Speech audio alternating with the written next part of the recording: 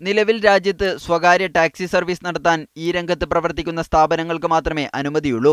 എന്നാൽ പുതിയ നിയമപ്രകാരം നിബന്ധനകൾക്ക് വിധേയമായി വ്യക്തികൾക്കും സ്വന്തമായി ടാക്സി സർവീസ് നടത്താനാവുമെന്ന് ഗതാഗത മന്ത്രാലയം അറിയിച്ചു. ഇതനുസരിച്ച് വ്യക്തികൾ തങ്ങളുടെ ഡ്രൈവിംഗ് ലൈസൻസ് ടാക്സി ഡ്രൈവർ ലൈസൻസായി പുനഃക്രമീകരിക്കണം. ഓടിക്കുന്ന കാർ സ്വന്തം പേരിലായിരിക്കുക. കാർ മറ്റാരും ഓടിക്കാതിരിക്കുക.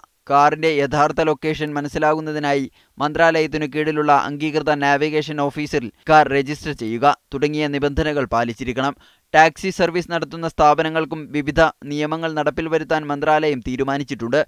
സ്ഥാപനങ്ങൾക്ക് കീഴിലുള്ള ഡ്രൈവർമാർ മന്ത്രാലയം നിഷ്കർഷിക്കുന്ന യൂണിഫോം ധരിച്ചിരിക്കണം. സീറ്റ് ബെൽറ്റ് ധരിക്കുന്നതോടൊപ്പം യാത്രക്കാരോടും സീറ്റ് ബെൽറ്റ് ധരിക്കാൻ ആവശ്യപ്പെടണം. യാത്രക്കാരോട് മാന്യമായി പെരുമാറണം. ഒരേ സമയം ഒന്നിലധികം സർവീസ് നടത്തരുത്. വാഹനത്തിൽ അനുവദിക്കപ്പെട്ടതിലധികം ഭാരം കയറ്റരുത്.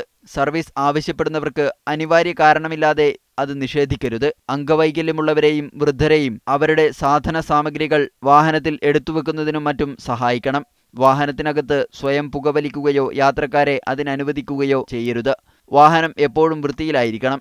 ഡ്രൈവർമാർ അത്യാവശ്യം സാക്ഷരരായിരിക്കണമെന്നും മാരകരോഗങ്ങളോ മറ്റു പകർച്ചവ്യാധികളോ ഇല്ലെന്ന മെഡിക്കൽ റിപ്പോർട്ട് അതാത് സ്ഥാപനങ്ങളിൽ സൂക്ഷിച്ചിരിക്കണം തുടങ്ങിയ മാർഗനിർദ്ദേശങ്ങളും മന്ത്രാലയത്തിന്റെ പുതിയ നിബന്ധനകളിലുണ്ട്. മുഴുവൻ ടാക്സികൾക്കും മീറ്റർ സംവിധാനം കൊണ്ടുവരുമെന്ന് മന്ത്രാലയം നേരത്തെ അറിയിച്ചിരുന്നു. ഫെബ്രുവരിയിൽ പുതിയ നിയമനിർമ്മാണം കാര്യക്ഷമമായി നടപ്പിൽ വരുത്തുന്നതോടെ രാജ്യത്തെ പൊതുഗതാഗത സംവിധാനം കുറ്റമറ്റതാവുമെന്ന് തന്നെയാണ് വിലയിരുത്തൽ. Media 1 Riyadh.